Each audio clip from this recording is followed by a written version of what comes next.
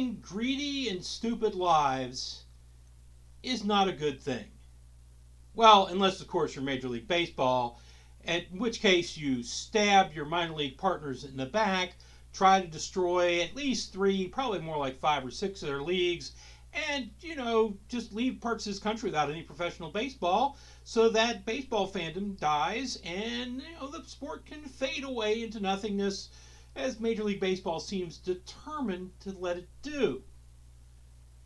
I'm Ken Lammers, this is Minor League Matters, and let's get cracking.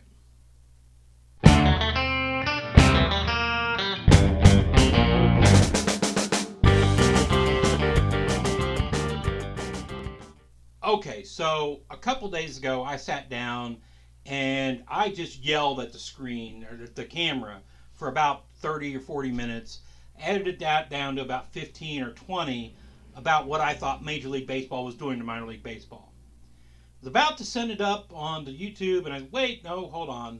Let me do a little bit of research and check it out more because I'm just reacting on pure emotion here. And so I did. Problem is, I'm more mad now than I was then because this is one of the stupidest things that baseball has done. And baseball has a long track record of doing stupid things which have led to its gradual decline. It's still one of the major 3 or 4 if you count hockey, 5 if you're really generous and count soccer in the United States, sports in this country. Probably number 2. But it doesn't act like it wants to stay there. So let's look at what they're doing. First of all, they want to destroy, absolutely eliminate, banish from the face of the earth 3 leagues outright. 2 rookie leagues, the Appalachian League and the Pioneer League, the New York-Penn League, which is short season A, and apparently they want to take the Northwestern League and take whatever skeletons out of it they can. I don't know how many teams they expect to survive this, and move it into SingleA, right? Which of course means SingleA teams have got to go away somewhere else. Keep that in mind. So that's what they want to do with the lower level teams, or at least these lower level teams. Next, they want to destroy the Sally League, South Atlantic League. Now this is a large, historical, successful league, right? SingleA. It's fairly widespread across, the southern states in the United States, southeastern. And they want to gut that and make it a 6-team league. They want to change it to 6 teams, and they want to form some other kind of mid-Atlantic league or something to take its place. Let's be honest here. 6 teams is not a viable league, and Major League Baseball knows this, right? Then they want to go to TripleA, and they want to yank all but 10 teams out of the Pacific Coast League and move them to the International League, which will then have 20, and they want that to be AAA baseball, which we'll all remember. Well, we won't all remember, but if you've read any histories, once upon a time there were 3 AAA leagues.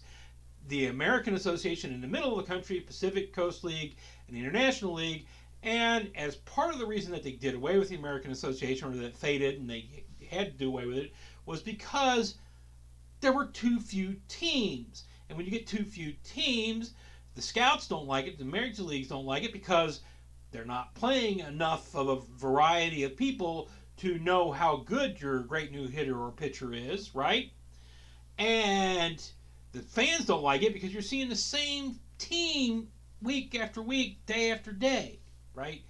10 teams is on the borderline of viable, and I mean borderline. So this is what they intend to do. Now, they also want to move a bunch of teams up and down, right? They're trying to make teams closer to their major league teams. This is not the way it's supposed to work, by the way. These leagues are independent, or at least supposed to be semi-independent on their own, and they're supposed to make themselves work, right? The Sally League is the way it is, spread out somewhat, because that's what's economically viable for its owners, right? The fact that Major League Baseball teams would like their single-A teams to all be within a half an hour of their Major League team is a wonderful idea. Incredibly not valid or capable of happening economically, but it's a wonderful idea, right? And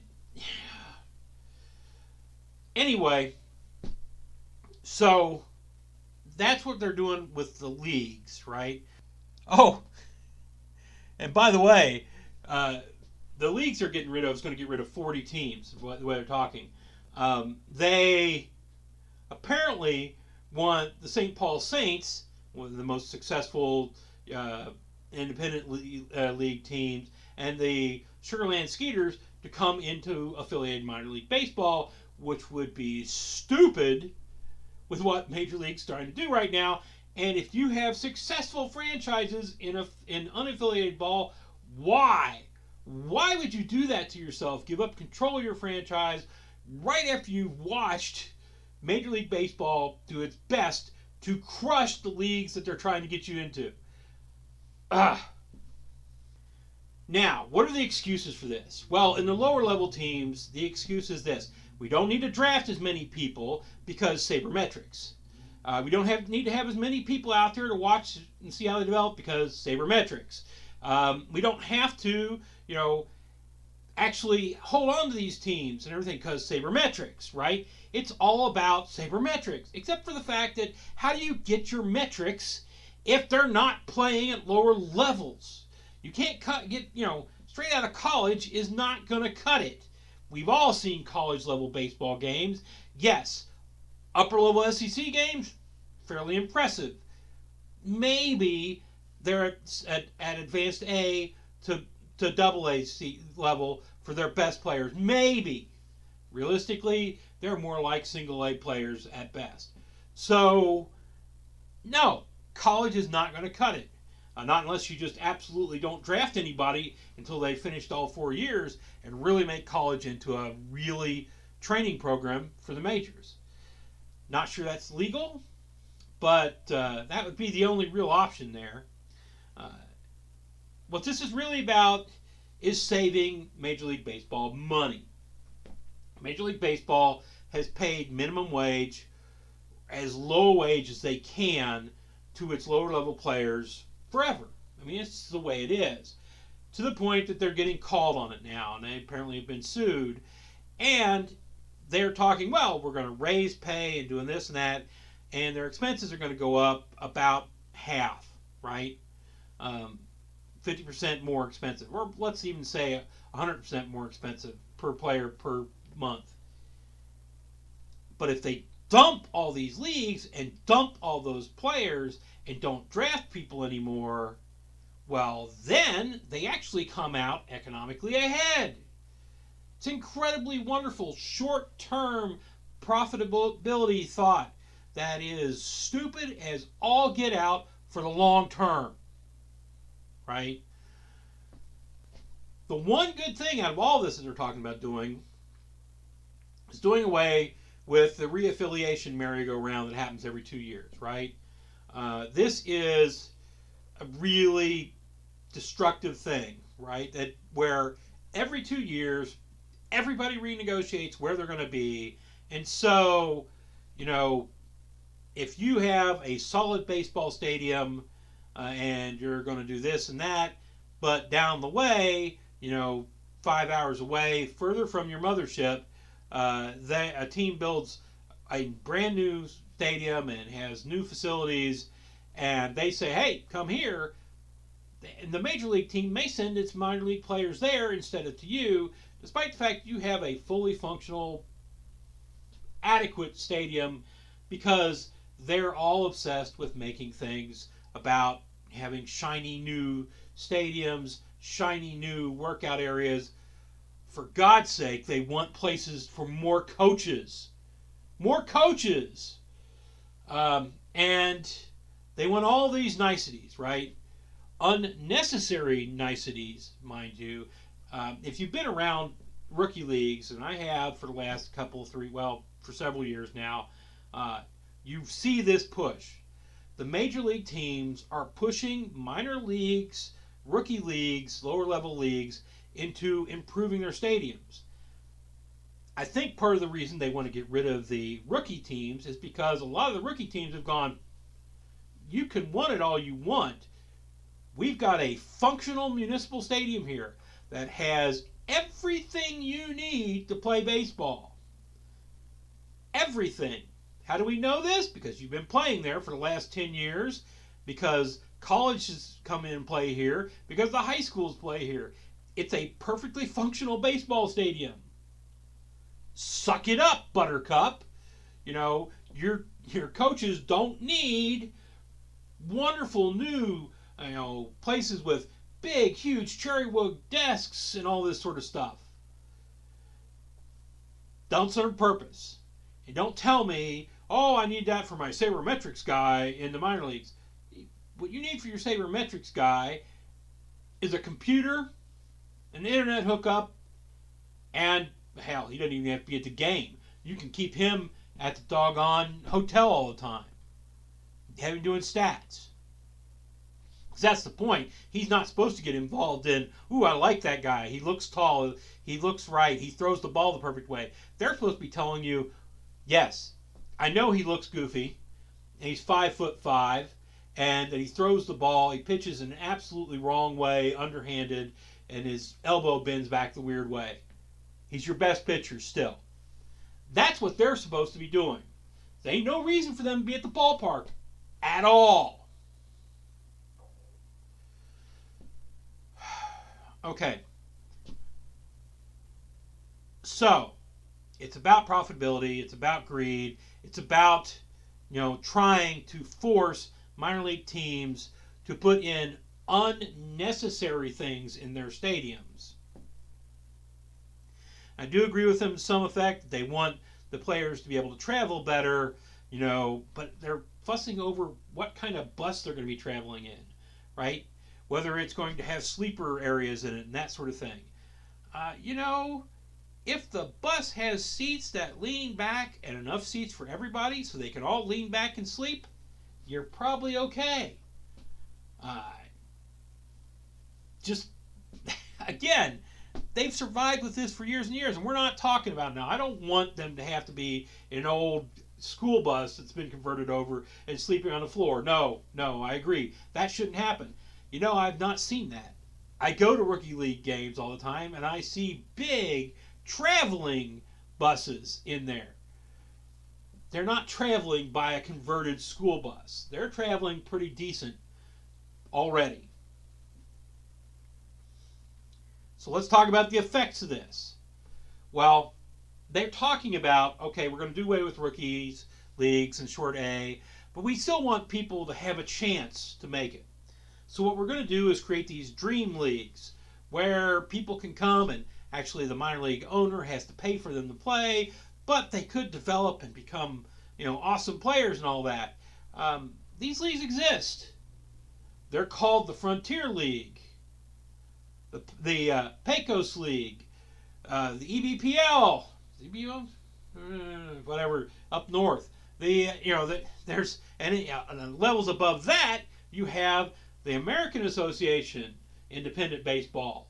In the Midwest, you have the Atlantic League in the Atlantic states, with, of course, the exception of the Sugarland Skeeters, which are in Texas, nowhere near the Atlantic. But still, you've got this, right, where people can go and get a second chance, and scouts can go and see them. Are you going to create 4 or 5 more of these leagues? And where are you going to create them? Because I guarantee you what's going on in the rookie leagues right now, right? The 5 teams in northeastern Tennessee, the 3 in Virginia and southern West Virginia. There ain't nobody going to start teams there, right? Yeah, the guy who owns Pulaski might try to keep his going for a while, but it's a losing battle. The rest of them, it's just they're going to be gone. This is the lesson that anybody who's watched the Pecos League and the Frontier League has seen. These leagues, while the leagues have held on, have had a lot of movement in and out of teams. And what they found, while they started with places where they were in smaller venues, what they've done is gravitate towards larger venues. What has made the Pecos League probably a more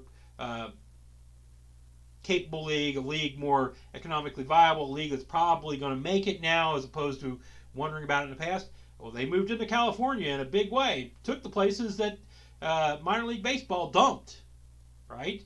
Moved into those spots. But they weren't places that were, rookie league. They were places that were higher than that. So Pecos League has moved to places where more economically viable. The Frontier League started back in the early 1990s. It's done the same thing. It started in a lot of smaller towns. You don't see it in a lot of smaller towns anymore. 3 teams in the suburbs of Chicago. 1 just over the river from Cincinnati. 1 just down the road from Pittsburgh. 1 just outside of Cleveland in the suburbs. This has been the lesson of the Frontier League. Now, other teams are in there and still in the mix, but Evansville is fighting hard to keep their team going. I don't know what's going on with the Southern Illinois Miners or the new teams they've got. I don't know anything about them right now. Right, they're the old Can-Am League, which collapsed or was collapsed into the Frontier League. I don't know what the places where they're playing in Canada are, or what the places where they're in New Jersey and New York, whether those are places that are long-term viable. We'll have to see.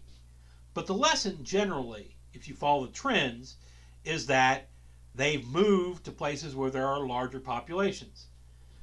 So what you're going to do here, and of course they have not many, the stability as far as teams has not been there. Teams have come, teams have gone. This is just the way it works. So those leagues, probably become more prominent, despite not having attachments to the majors. Maybe because they don't have attachments to the majors, God willing, they won't be jerked around so much.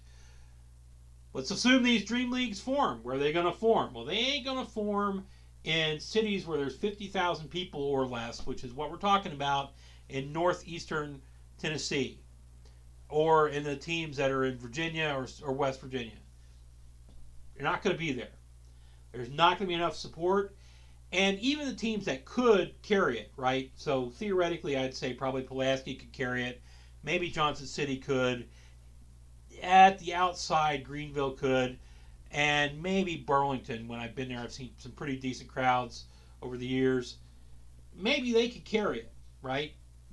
But what are they going to carry it with?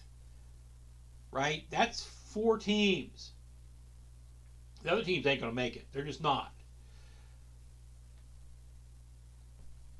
Major League Baseball goes to these places, and with rookie leagues and such, is doing a loss leader type situation, right? How do you get people in these zones into baseball? The American Legion ain't playing no more, at least as far as I know. I don't know the American Legion baseball games. You don't have company teams anymore. It's just not happening, right? So you have to get people to come to things like minor league ball. Because how do people learn about baseball? And how do people come to love baseball? At the stadiums, right? You love the game at the stadiums, except for sabermetrics guys who don't ever even have to see the game. They just have to see the stats, right? The rest of us love the game at the stadiums. And if you take the stadiums away from us, we're just going to wither on the vine. And Major League Baseball doesn't seem to care. As long as they can save a little bit of money, they don't seem to care.